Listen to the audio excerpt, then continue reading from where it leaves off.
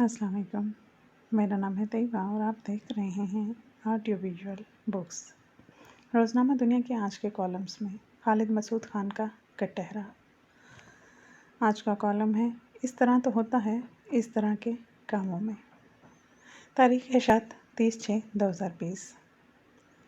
شاید دنیا کے کسی اور ملک میں کسی پر کفر اور غداری کا فتویٰ لگانا اتنا آسان نہ ہوگا جتنا ہمارے یہاں ہے۔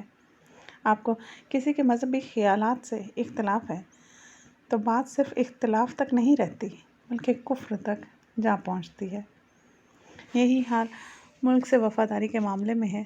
ہر شخص نے ملک سے محبت اور وفاداری کا اپنا ذاتی پیمانہ تیار کر رکھا ہے اور وہ اپنے اسی خود ساختہ پیمانے سے دوسروں کو ماپتا ہے اور اپنی مرضی سے، بلکہ انگریزی میں اس کے لیے ایک نہایت ہی شیریں لفظ ہے، اپنی سویٹ ول سے کسی کو غداری یا وفاداری کا سرٹیفکیٹ عطا کر سکتا ہے۔ اللہ تعالیٰ مجھے غداری کے فتوے جاری کرنے والوں کے شر سے محفوظ رکھے۔ میں یہ بات کہنے میں کوئی جھجک محسوس نہیں کرتا کہ اب ہماری قومی غیرت اور انا اس درجہ نچلے مقام پر آ گئی ہے کہ ہم ہجڑوں کے اس شہرہ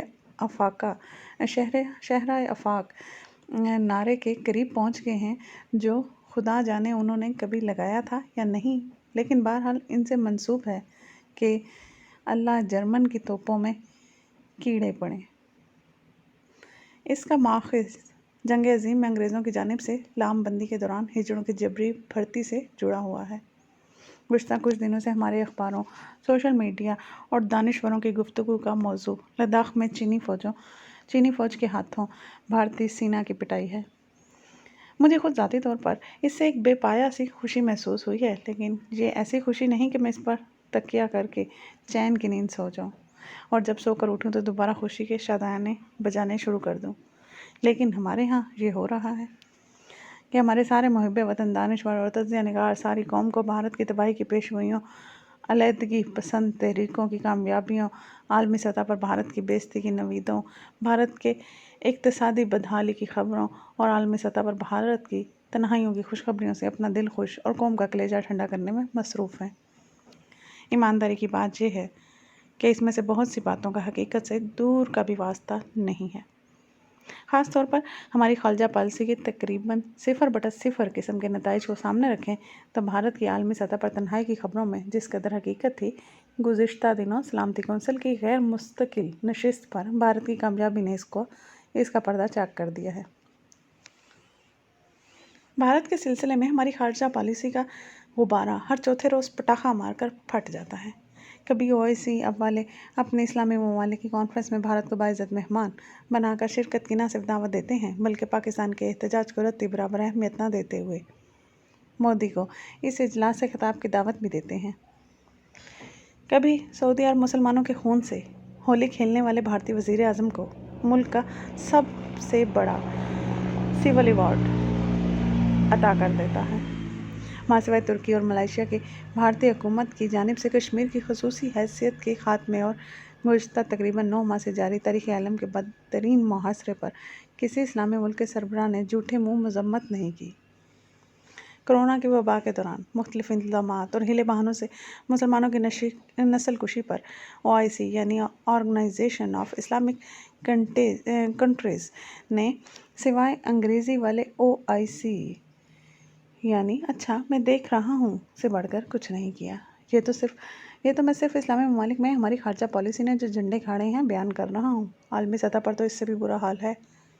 اس وبا کے دور میں ہونے والے لاک ڈاؤن کے عالمی سطح پر تباہ کن اثرات کے نتائج سے کشمیر میں 250 دن سے زیادہ عرصے سے جاری لاک ڈاؤن کے تناظر میں عالمی ضمیر کو جھنجھوڑا جا سکتا ہے، لیکن ہم نے سوائے زبانی جمع خرچ کے کچھ نہیں کیا۔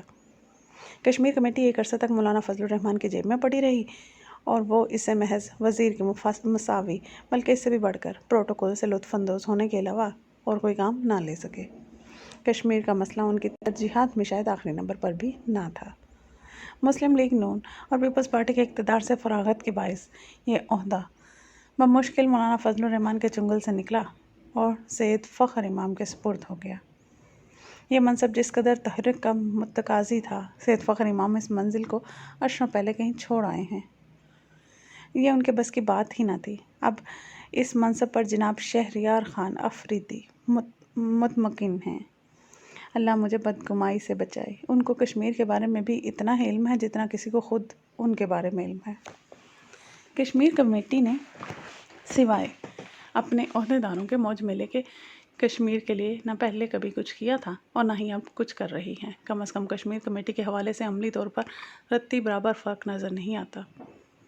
مجھے ایک دوست کہنے لگا کہ کشمیر پر اقوام متحدہ اپنی منافقت یا گھٹیا پن کے سبب اپنی ہی منظور کردہ قراردادوں پر نہ تو بھارت کو عمل کرنے پر مجبور کر رہا ہے اور نہ ہی اقوام عالم کا ضمیر کوئی شرمندگی محسوس کر رہا ہے۔ لیکن اس بات سے تو کسی کو رتی برابر اختلاف نہیں کہ کشمیر آج بھی متنازع علاقہ ہے اور اقوام متحدہ کی قراردادوں کی روشنی میں اس کے عوام کے مستقبل کا فیصلہ التوا میں ہے۔ لیکن ان کے منگوں کے مطابق استصواب رائے والا دروازہ قانونی طور پر بند نہیں ہوا۔ پھر ایسی صورت میں جبکہ پاکستان اس انسانی المیہ میں باقاعدہ ایک فریق کا درجہ رکھتا ہے، پاکستان کشمیریوں کے قتل عام، لگ بھگ 6 ماہ سے جاری لاک ڈاؤن، انٹرنیٹ کی بندش، ضروریات زندگی سے محرومی اور متنازع علاقے میں آبادی کا تناسب خراب کرنے کے بھارتی منصوبے کے خلاف عالمی عدالت انصاف میں کیوں نہیں جاتا؟